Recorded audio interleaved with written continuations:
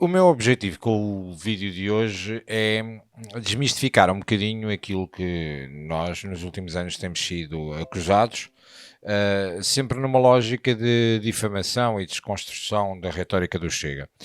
A palavra que mais ouvimos para atacar o Chega é claramente o facto de dizerem constantemente que nós somos fascistas.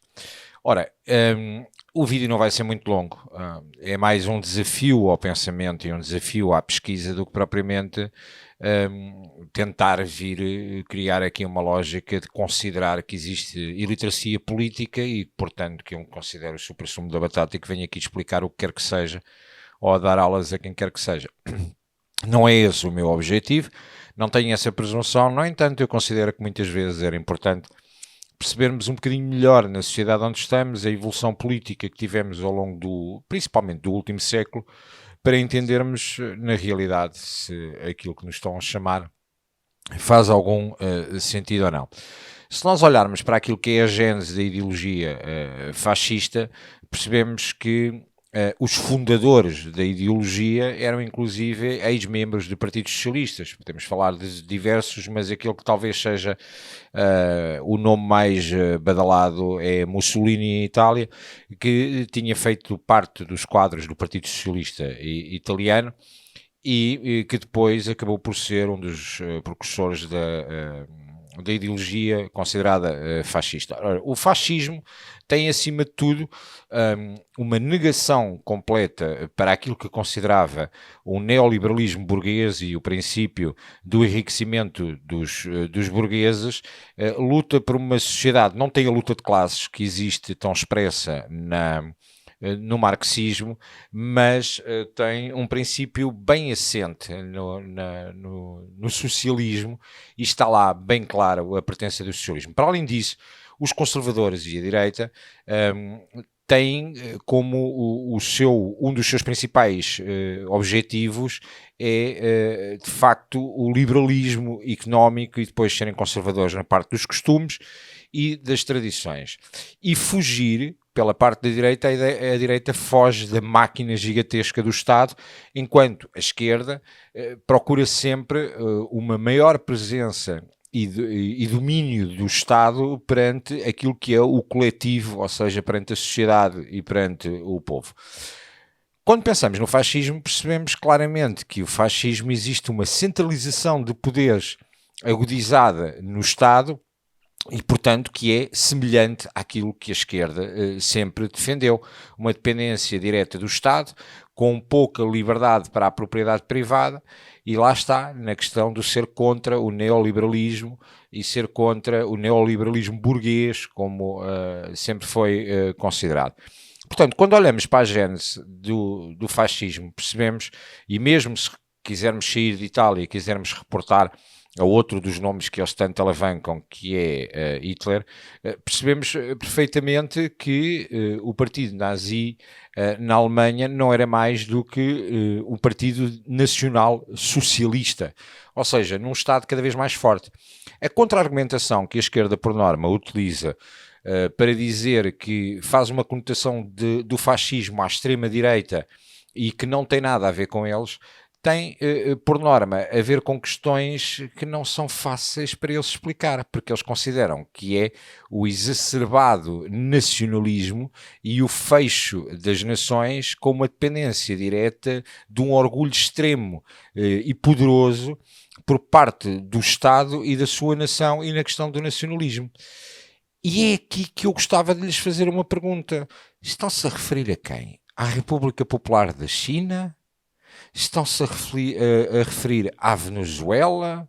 Estão-se a referir à Coreia do Norte? É que não me parece que sejam países que não tenham bem acentuado o seu nacionalismo, que não tenham bem acentuado o seu poder militar do Estado perante o povo, que não exista opressão. E, portanto, parece-me que hoje em dia os grandes casos de fascismo que podemos ter para estudar são todos eles de esquerda ou de extrema esquerda. Portanto, eu acho que era importante os comentadores. É fácil a parvoíce de virmos com a retórica de dizer eles são fascistas. E depois percebemos, quando lhes perguntamos, mas porquê? Expliquem lá, porque é que somos fascistas. Olhando historicamente, e sem estarmos a perder muito tempo no vídeo, mas eu aconselhava, basta fazer pesquisas no Google, basta fazer pesquisas, olha, agora nas situações de inteligência artificial, e percebermos quais os valores dominantes do fascismo, quais os valores que estão associados à ideologia fascista, e tentem descolar o mindset que têm atualmente da imprensa e vejam quem é que defende o quê? Quem é que defende a forma como o fascismo se construiu como ideologia? Se é verdade que a direita tem o patriotismo, a questão do patriotismo, nós defendemos a nossa nação, mas não excluímos a correlação e as relações comerciais com outros países ou com outros blocos comerciais. A única coisa que fazemos é tentamos um protecionismo à nossa produção e àqueles que são os nossos interesses primários, que são dos nossos. Completamente dispara dos fechos que são feitos a nível económico pelos países geridos e governados por comunistas.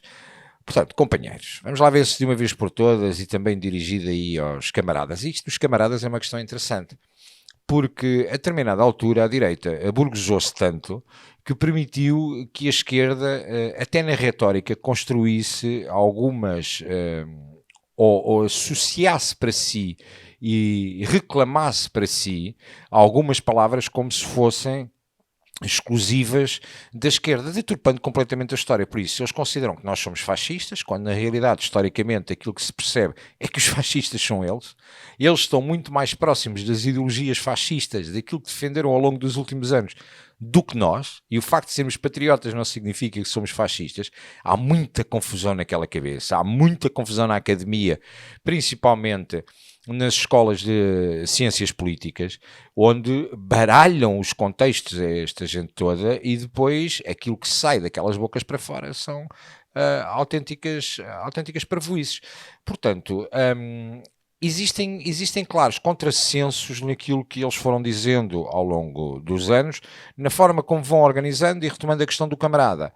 Dizer-vos que camarada é aquele que partilha camarata e que a determinada altura foi conotado como aquele que partilha os mesmos princípios e a mesma missão. E isto não é uma palavra exclusiva da esquerda, mas que eles até na retórica quiseram adotar. Tanto que no exército utiliza-se a palavra camarada, nas forças armadas utiliza-se a palavra camarada. E nós fomos permitindo que esta gente vá dominando a retórica, vá dominando a história, e portanto, até esta forma de controle da informação, de controle da história, são atitudes fascistas, numa tentativa de controle das mentalidades, limitando o acesso à informação e criando um mindset de pensamento comum, coletivo, e que todos sigam no mesmo caminho. Nós prezamos muito pelos direitos individuais de cada um, consideramos que o Estado deve ter presença, mas uma presença minimalista, e portanto em momento algum poderíamos ser considerados fascistas. Perceberam? Fascistas. Eu tenho a palavra ao Sr. Deputado Bruno Nunes. Sr. Presidente de algumas bancadas, tenho a certeza de uma coisa: respeitamos a liberdade, mas tal como o senhor em polos opostos, adoro malhar na esquerda.